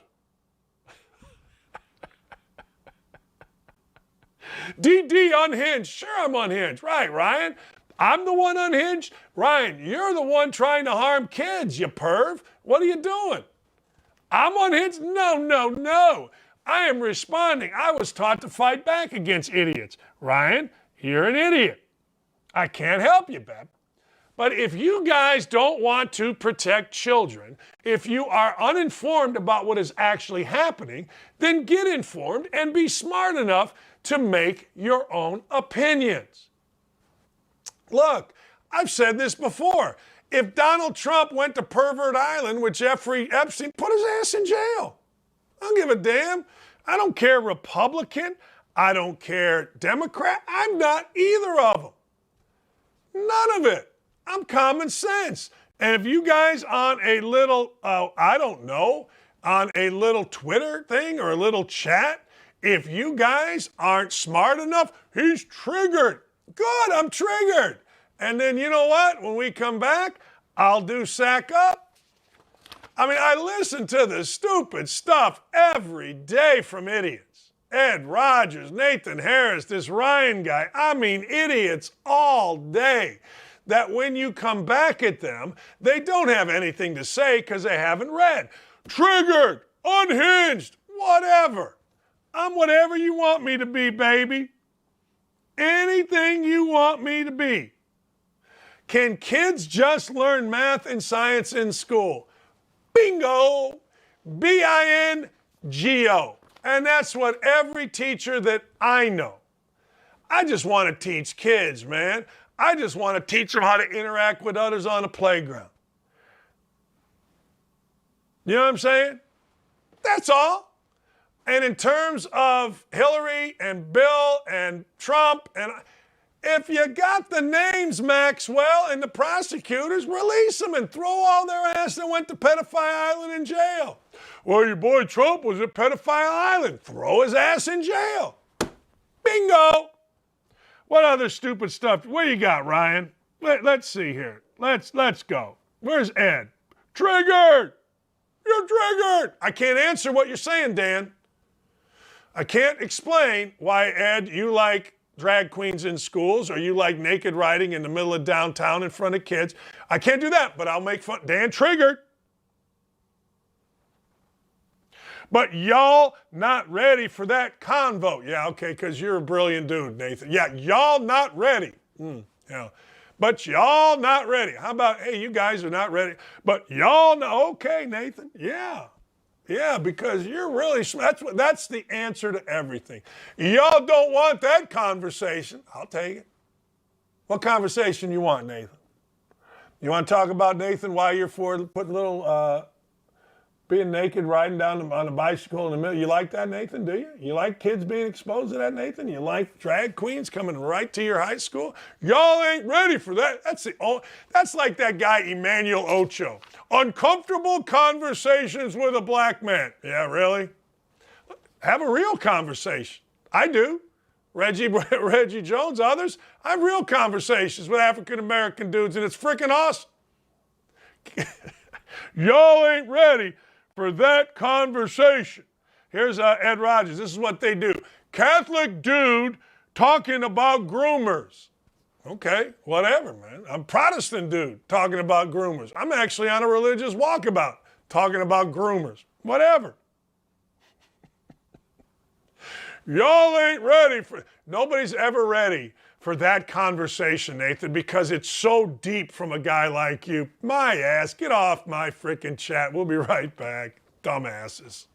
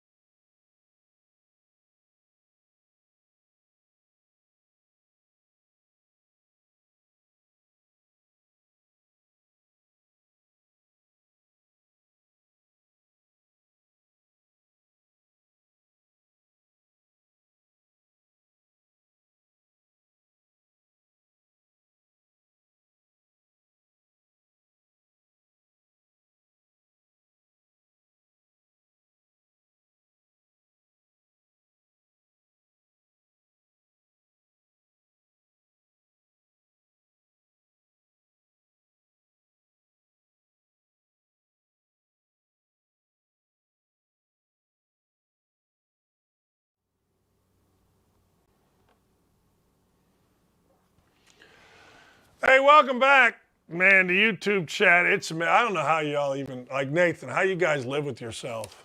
Ryan, Ed, I get it. You're so tired. We're not ready to have that conversation. Okay, Nathan. Yeah, okay. All right, ladies and gentlemen, it is time for Sack the Hell Up. That's right, sack up. NBA teams, just stop with the monster deals. It's killing you. It's killing you. Your ratings stink. You're paying guys like John Wall $40 million. We got a guy in town here, $20 million, Brogdon. You paid Gordon Hayward, got to throw a white guy in there. We paid Gordon Hayward like $50 million or whatever it is to do nothing. I mean, what are we doing? What are we doing? Like, are we going to continue? I'm all for players making theirs. I don't care about that. Hey, you want to pay John Wall $50 million? Pay him. You want to pay $47 million to Russell Westbrook? Pay him. I'm good with that. Are you crazy? I'm great with it. But it's going to kill your league. You better sack up at some point. And the NFL better too, and Major League Baseball, NHL, and colleges. At some point, you're going to lose all of us. At some point, you're going to have to take your teams back, put some discipline in it, have people be like normal people. Like when you get too far out here, we like that to a degree, but we can't relate to it in this economy. Be very careful. Be very, very, very, very, very, very, very careful, ladies and gentlemen, because I'm telling you, people that are your advertisers, people are going to be, wait a second here, man, you're paying what now? Think about $47 million. I've said this before, and I could be wrong now. I haven't looked it up in a while. But last time I looked up, the CEO of Lilly, he was making 12. So this guy, Russell Westbrook, isn't that what he called? He is going to make 4 times the CEO of a major drug manufacturer that employs thousands of people.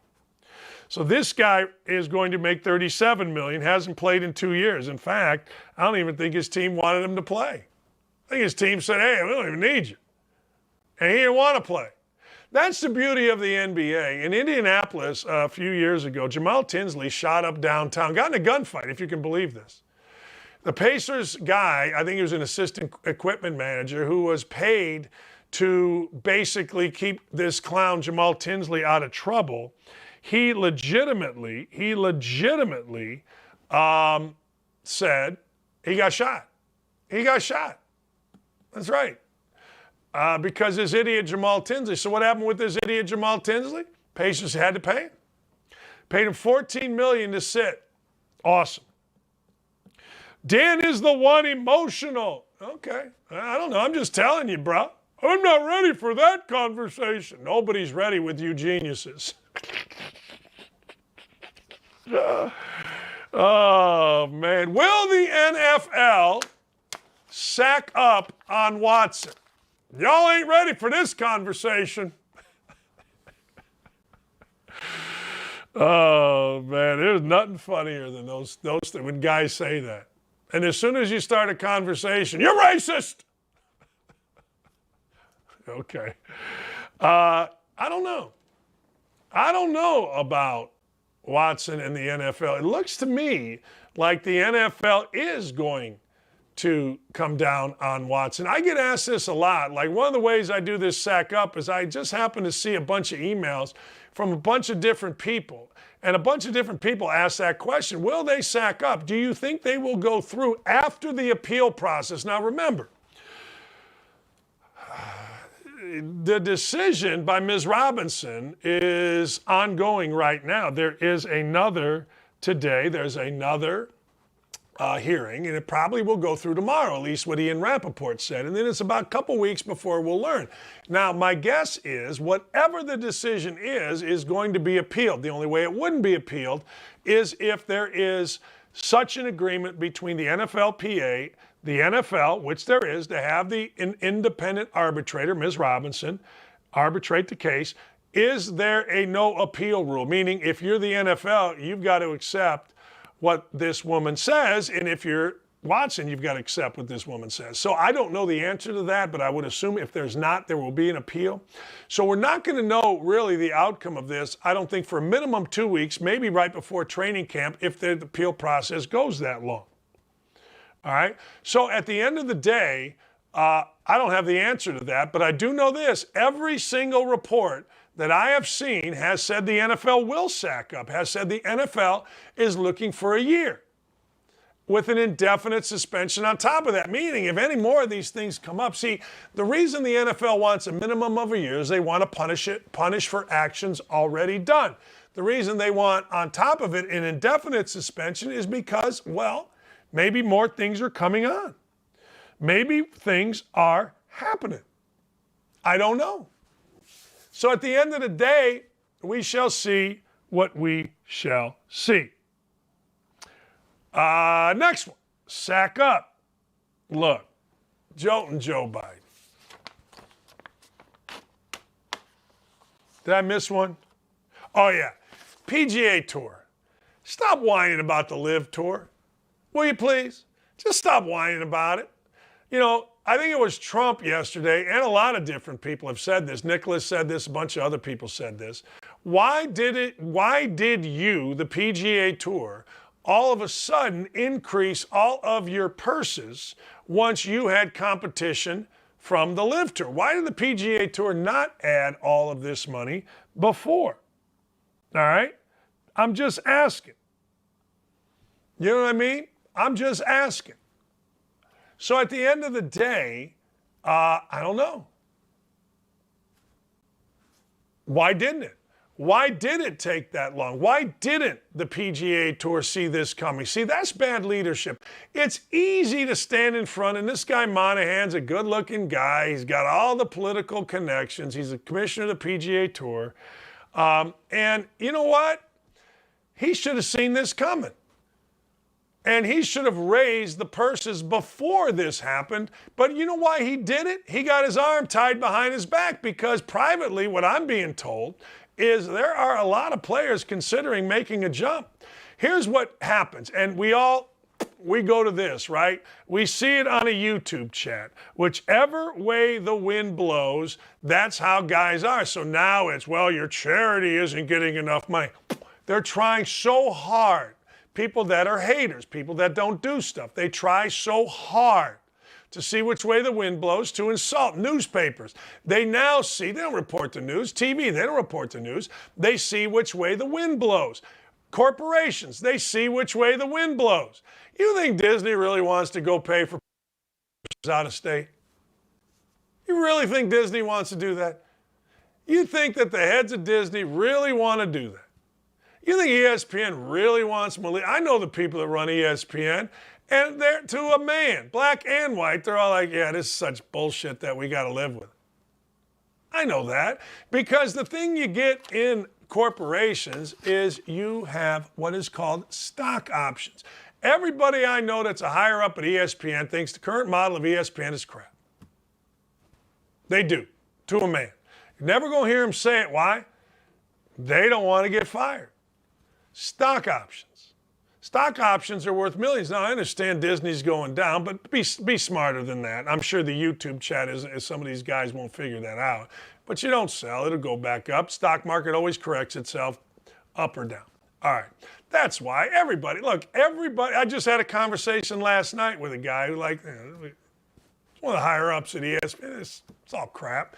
Malik Andrews cutting in, back, I don't know, the don't say gay. They're okay, everybody gets it. So now, fine, you're caught. Well, Jay Monahan, the guy who is running Monaghan, whatever the hell his name is, he went like this. Man, Phil Mickelson got crushed. This LIV Tour ain't going to make it.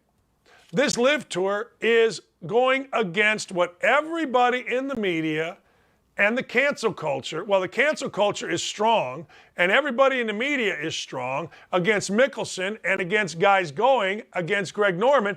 This ain't going to happen, so I don't have to do nothing. Then all of a sudden, as in most things, money talks, BS walks. So what happened? Oh, I don't know. Players said, wait a second, they did this too. They saw which way the wind's blowing. It wasn't that bad for Mickelson. Yeah, he had to take some crap, but he still got $200 million. Wait a second, Sergio's going? And you can think these are old guys. That's what people say. Yeah, they're old guys, retirement tour. But really, when Sergio left, and Mickelson left, and Kevin Na left. That's three pretty big influencers on the PGA Tour, a tour that pays you more if you are a bigger influencer. Now all of a sudden, whoa, wait a second here. Brooks Koepka gone? Oosthuizen gone? Now, players have seen it's okay. Matt Wolff is the latest. Matt Wolff was an up-and-coming star. So what happens? This guy Monaghan, it is very difficult. It is very easy to lead when things are going well. It's very difficult to lead when things aren't. So this guy decides, hey, wait a second, I'm going to put more money into it. Well, you know what happened then? Players are doing what I'm doing. Well, why didn't you do it before? If you were a true leader, you had foresight, you see this coming, and guess what? You do it before. You don't rely on Mickelson's bad PR. You don't rely on the media. You don't rely on cancel culture. No, you get proactive. This guy did not get proactive, and he's got a real problem right now because I don't think you're going to see this stop. I don't think so. I think you're going to see players go, well, wait a second here. You put more money into it only when one arm was tied behind the back. You're not really for us, and they wouldn't be wrong. I don't know what's going to happen, but they need to stop whining about it. All right, look, Joe Biden, we heard the voicemail, right? You lied to us. Just, hey, look, I made a ton of money from China. Now, you can't do that because I'm sure it was illegal. I'm sure he used his position and his idiotic, drug-addled son to make the money. But the idea that Joe Biden never had a conversation with Hunter Biden, as Joe Biden said, is obviously ludicrous. If you are a free-thinking person and you have the ability, if you have an ability, all right, if you have the ability to understand anything, you know that Joe Biden did that. He did not never discuss with his son ever what happened in China. Of course he didn't. Look, common sense says you didn't. You're on a plane, you're going to China. He's doing this, you're doing that. You're telling me you get back on the plane, you didn't talk to your son? Common sense dictates that. Now there's a voicemail out that really is remarkable in how it's not being covered. I say remarkable, not surprising, but remarkable because it's remarkable the world that we're living in, where the biggest story that there is doesn't even get covered. Not even a little bit, because the media, the left-leaning media, is so in pocket. It truly is amazing.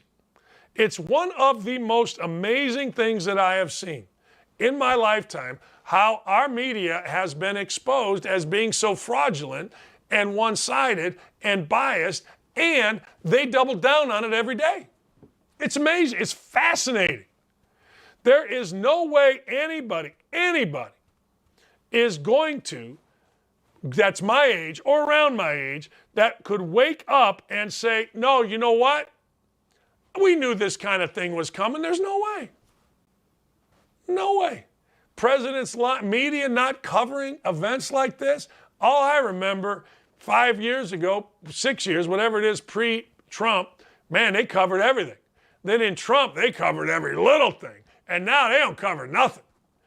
That's why thank God for shows like mine, where we cover everything. You know what I mean? Yeah. But just admit, look, man, I took some money. Look, we all know being a president gets you billions of dollars. Billions. I mean, look at the house Obama's living in. Yeah, he's just a kid from the South Side. Pull this, it plays Jingle Bells.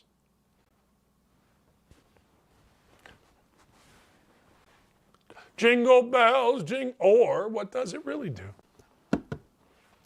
I'm happy for Terry McLaurin. Terry McLaurin is, by all accounts, not a good dude, a great dude. Great dude.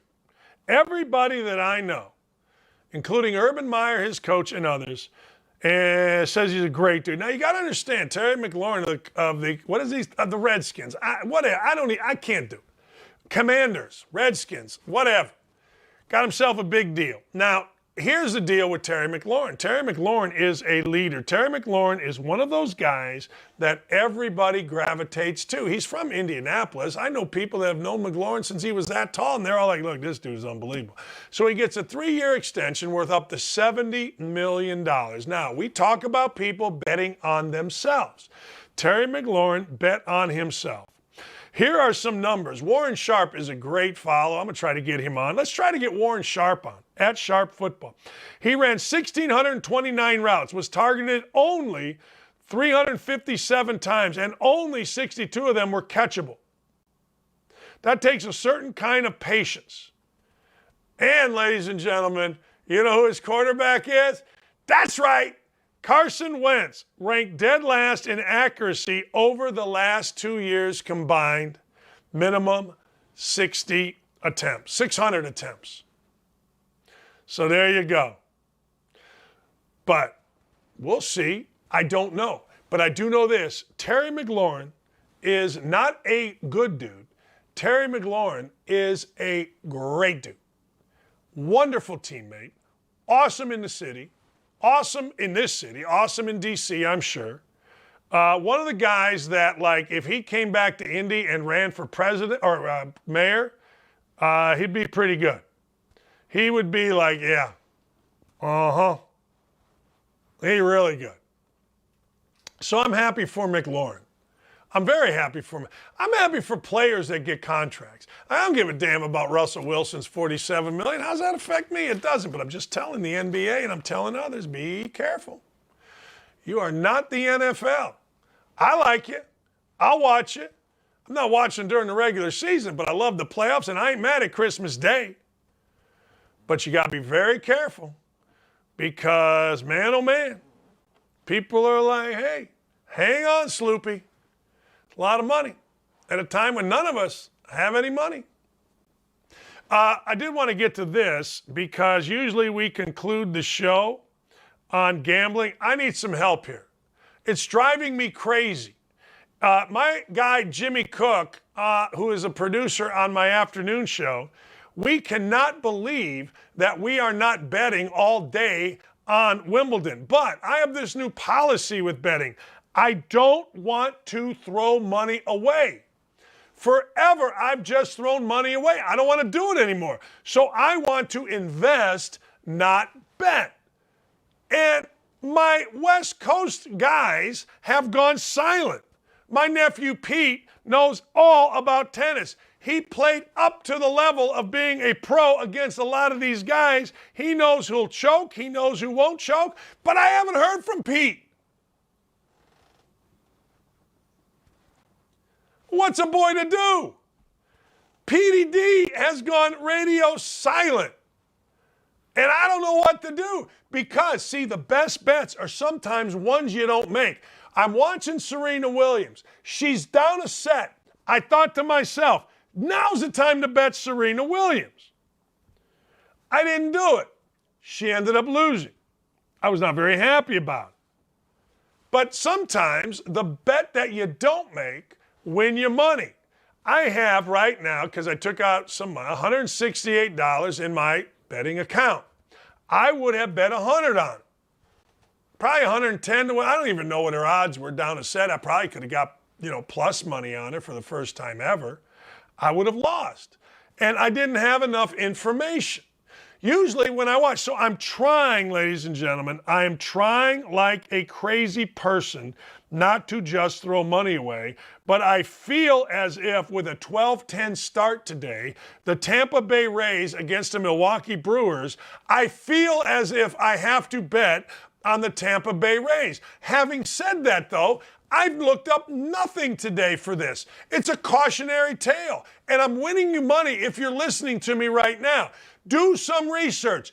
Don't take a bet by me or anybody else where there's no research. I'm up about $4,000 since the NCAA tournament. I won 4,100. I lost a little bit on baseball. I won more. I'm up about $4,000, maybe 5, because I changed my ways.